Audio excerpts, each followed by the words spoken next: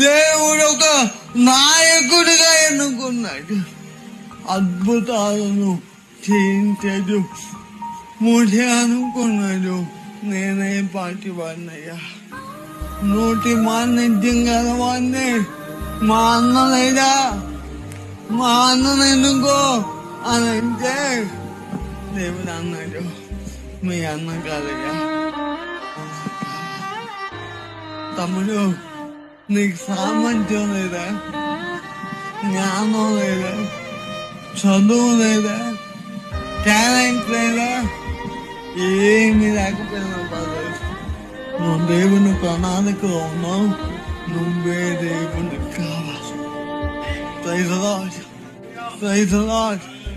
అన్నీ ఉన్నోటో చేయించడం వేరు, ఏమీ లేనోటో అన్నీ చేయించడం దేవుని స్థైర్యం.